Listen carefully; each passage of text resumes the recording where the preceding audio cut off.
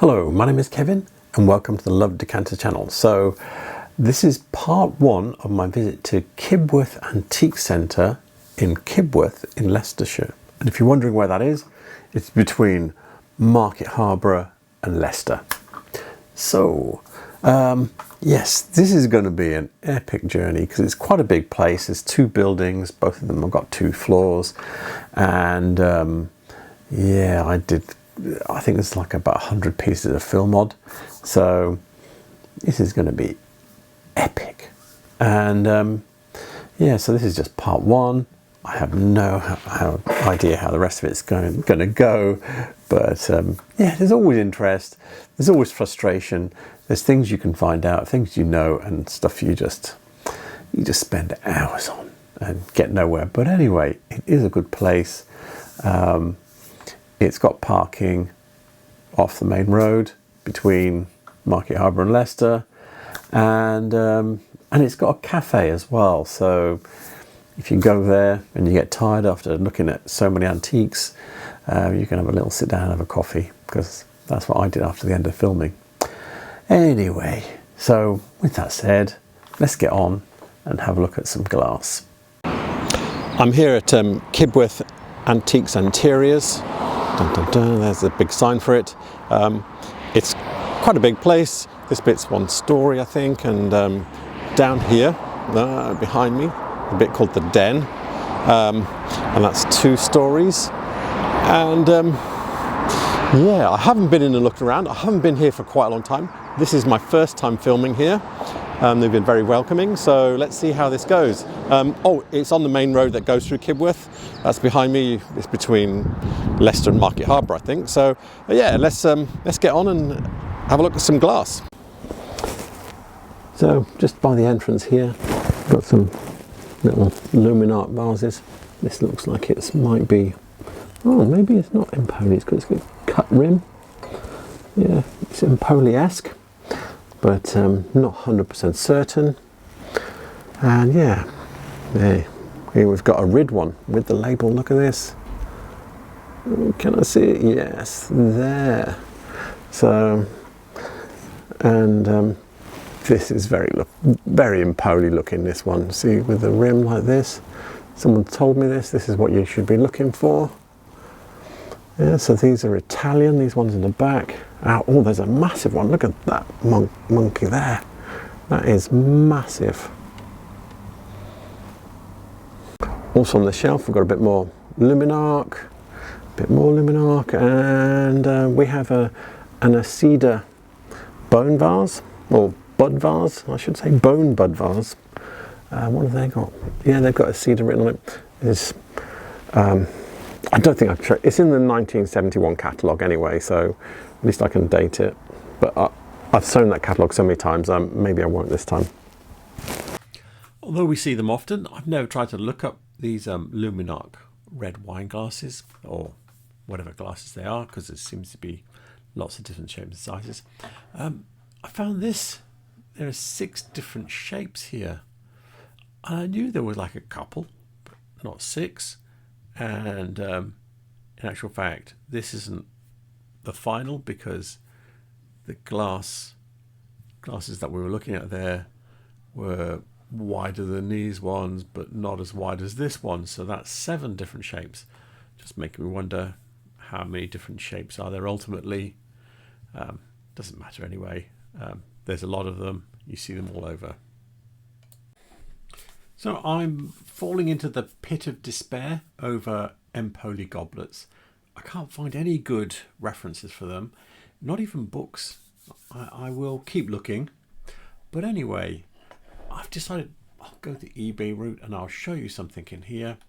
So there's loads of stuff being listed as Empoli, and I'm going to show you why this is not trustworthy.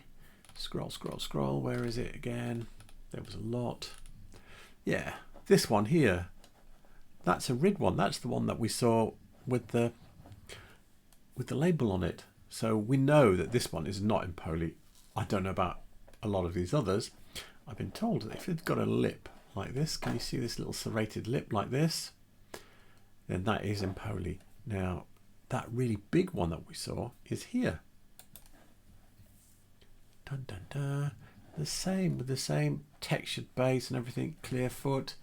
So they're saying it's in poly. Yeah, but it has got this lip that we're looking for. Can you see? It just goes up and down as it works its way round. So, oh, hang on, what's this here?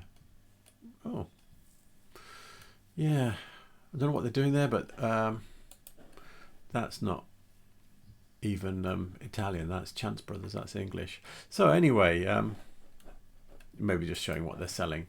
But anyway, yeah. So we've got one. It's £56 on here. I'm not going to go start searching through. There's just so much stuff. It's just unending. I don't think it sells. Some of these prices are a bit all over the place, but there's so much variety in them, in size and colour and everything, that it's difficult to tell what's cheaper. All I do know is that if it's coming from America, it's much more expensive. Look at that one there, £76. So yeah, it is difficult. Actually, this one's very clear actually. So this is what I've been told. So if you see a lip like this on a goblet, that is in poly, and that they also have safety rims as well. So if it's not like this, it'll be a safety rim, which means it's like a little rounded rim. But yeah, it's the best it's good, and it's a bit like the Luminarc stuff. I can't find any good references for those goblets. I can't find any good references for any sort of like stuff from the 60s, 70s, 80s for Luminarc, even though that's the stuff that you're out and seeing a lot of. This section's got a load of mid-century stuff, maybe even newish. I don't reckon. RCR, Italian, Cristalleria Italiana. This one's got labels. Crystalex Bohemia. Yeah, so not. Maybe I'll try and find these companies, see if they're still going. There's a whole bunch of vases over here I don't recognise. Yeah. So the RCR Cristalleria Italiana glasses are still being made today. I found the RCR website. Here it is. They cost, I think it's these bigger ones, and they cost €45 a glass. So they're not cheap glasses. And I did look, sort of like go through the website a bit.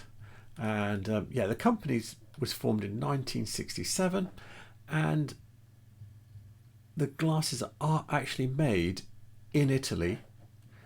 You can see the look there, and in Tuscany. So yeah, it's a glass maker that's still making today. They're not ancient company that's been going for years, but yeah, they're still making lead crystal glass today. So that's something, because it's not as many European makers as there used to be. So I've been through my books, and I've also been wandering in the wilderness looking to identify that basket. And yeah, lots of people are thinking it's Stevenson Williams or Thomas Webb, but actually not all the people that are saying that are not certain. They're actually saying both of those names, so they don't really know. However, I did find, because I also looked in the Kralik website to look at, because I thought it might be Franz Wels. That didn't really work out in the Kralik website, but I found this. This is on Collectors Weekly. I have an account on here as well called Love Decanters, strangely enough, and I haven't used it for a long time. This is old school stuff. And yeah, so this guy has got, I mean, he's got 886 posts, and they're all check glass, and there's quite a lot of baskets in there as well, but he's got put these on. Ba-bam. And these all look to be out of the same mould as the one we were looking at, and the same shape handle. The way it's all put together is exactly the same.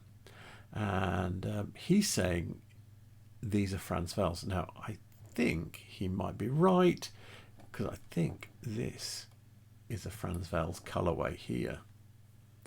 So I'm less certain of these two. I'd have to go back to the Kralik website, but I think this is. So I'm going to go with it being Franz Wels, which would put it in the time span for that would be 1890 to 1940, because they were destroyed by World War II.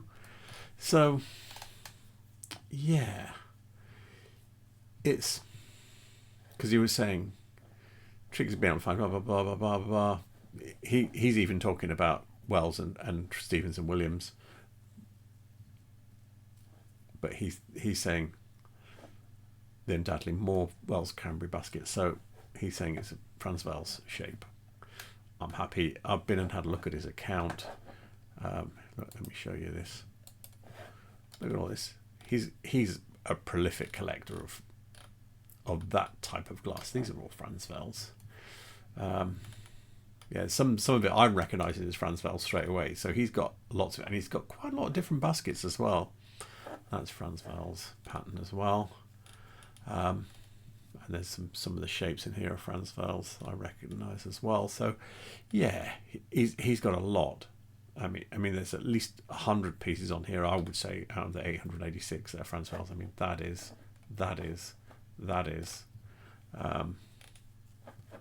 Yeah, that's one of their pattern shapes actually. Oh, one of their colorways. So that is. So yeah, there's more baskets by them, but not square ones. Those are the only square ones I found on it, because I actually went through his whole thing. He's got loads of Franz Wels. Anyway, I'm happy. This guy knows his stuff. It's the best reference I can find, and that's all I can say about it.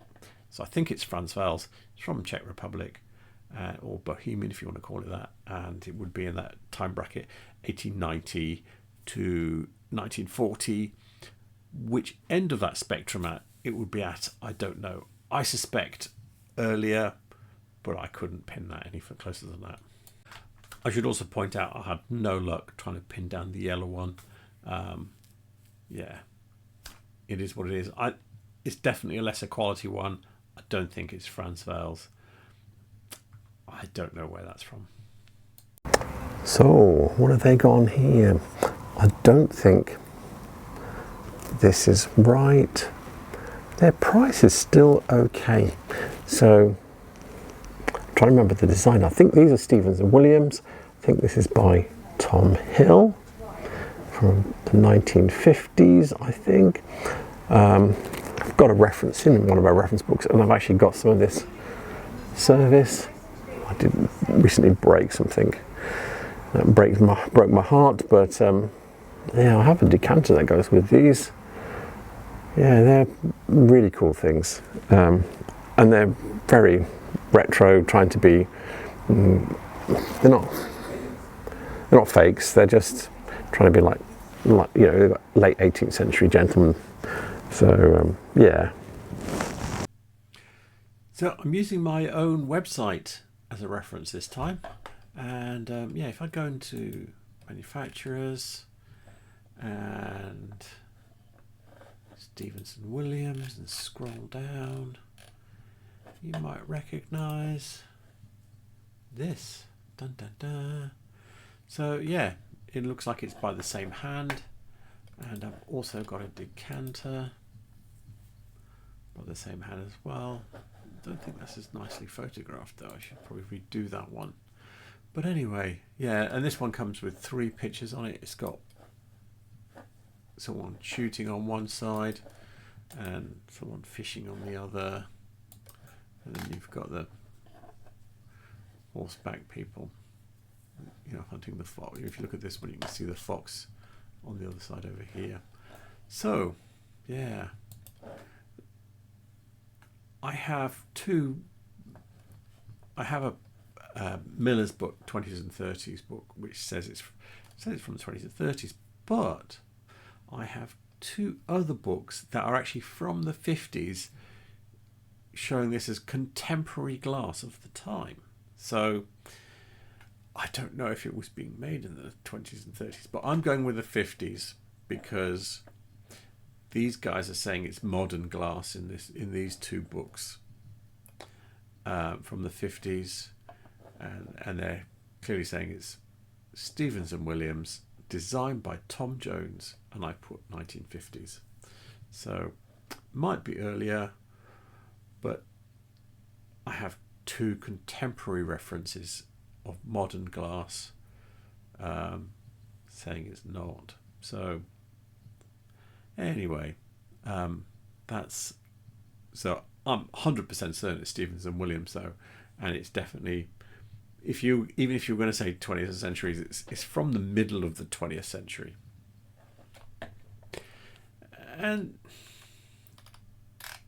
it's easy to make that mistake. I saw a very small wine, looked like an 18th century wine glass with this on, sort of like about 25 years ago. And I was looking at this wine glass going, is that right? Is that wrong? Is this design? Because the glass looked earlier, and I was thinking they didn't have top hats back in the 18th century, because it was a cotton twist glass. I was completely flummoxed by it at the time, but I know better now, because it was complete repro with this same top hatted guy on. So yeah, that was a piece that completely flummoxed me, because even 25 years ago, I knew that they didn't have top hats in the mid 18th century, but it looked like a mid 18th century glass, but it was this design. So they were doing all sorts of different things with this. So tankers, decanters, and rummers, it seems. So anyway, there you go.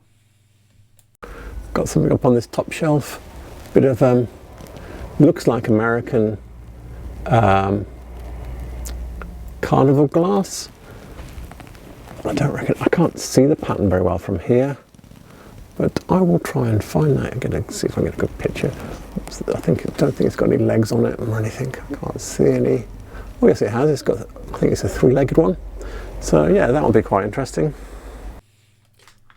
I found the pattern in the David Dottie's Carnival Glass website, and it's made by Duggan, and it's called Cherries, or Panel Cherries. So it's saying on here that some of them are quite rare.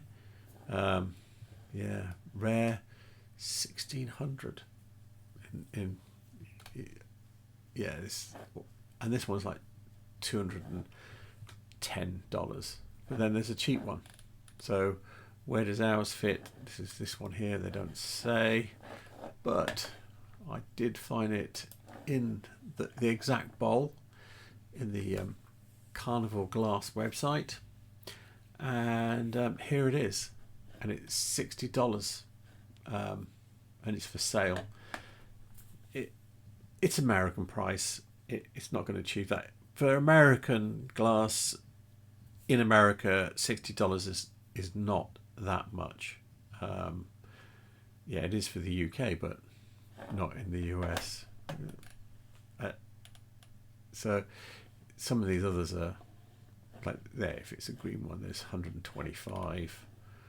Is there any more? No, these are all solid. I have to dive into that one. That's a different pattern. There's a sold one. Let's see what this one says for price. Just 35. So yeah, that looks even different again, because it's got like a white edge. Like ours didn't have that. So I think ours is the $60 one. But yeah, it's not the most valuable pattern out there. Nice little late Victorian Wardian jug. These used to be really common, but not so much anymore. You'd see them everywhere. I do know these were being imported from Bohemia and from Belgium into UK, because I've got adverts for them. It's got quite a striking pattern there, so I might try and see if it's amongst the adverts that I've got. I'm going to show you how difficult it is to pin down those kind of, horrible word, generic, in fact it says here, cheap Tanker Jug. So this is an advert from the Pottery Gazette from 1907, and it's a bit like this jug here. Also, I have some other adverts. So this is one that's been imported from Bohemia and Czech Republic, and yeah, Tanker Jugs. I've never heard it called that before, not until I started looking at these adverts, but that's what they're called. And I've got one more. Oh no, what am I doing? Clicking on the wrong thing. Here we go. I've got this one. Yeah, Continental, that's really useful, thank you very much. But this one is actually the shape of the jug, the handle and everything is very close to the one we're looking for, but this one's even vaguer than, because it's just saying Continental table glass. Yeah, fantastic. Be more precise. So, yeah, I don't know even what country these ones are from. But yeah, these are all, look, this one's 1906. So it gives you a period anyway. So we are talking end of the 19th century and early 20th century. Bunch of glasses in a basket down here. Most of them needle etched.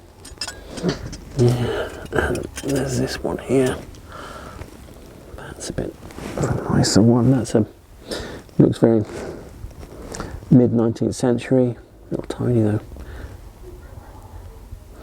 Yeah, that's quite cute. But yeah, if you see something like this, have a little poke around, because you never know. There might be something exciting in there.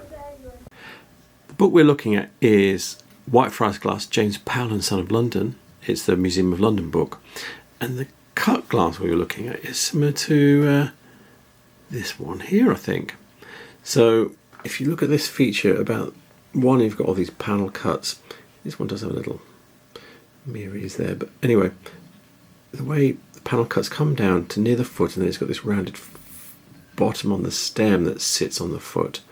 So this is just like what we were looking at. So this page is from the 1830s onwards, it says, but I'm going to skip forward to where the last time this type of glass appears. So the page we're looking at now is for the catalogues for 1855, and the glass is this one here. So yeah, now I'm not saying it's Whitefriars, okay. What I'm doing is I'm showing you the style of glass and the time period that Whitefriars made it in. Now, other Whitefriars became avant-garde after this quite quickly, and switched everything beyond this doesn't look like this. So, but other manufacturers may have carried on making this type of glass for some time yet, and probably also there is a chance it might be from the. I don't think so, but anyway, probably within 20 years of this being finished, that type of glass was probably very out of fashion.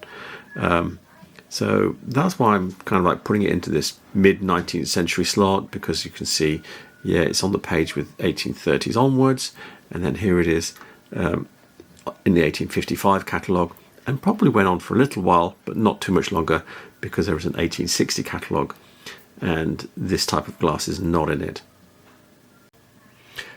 So this book is Victoriana by John Laver, and yeah, there aren't many references. Actually, this is the only reference I know for this type of glass, even though you see millions of them. You see here with this kind of very standard Greek key pattern. Now, what he's telling you here is, in fact, I'll read it out. A Greek pattern glass. The effect was produced by John Northwood's geometric etching machine, which he invented about 1865. This was one of the first designs produced on it. So potentially some of those glasses might have been from the 1860s. One of the things that you can, is a general rule of thumbish, older glasses, so you can see this is a three-piece glass, as in there's the bowl, the stem is a separate piece, and you can see that it's actually joined at the top and the bottom, and then you got the foot.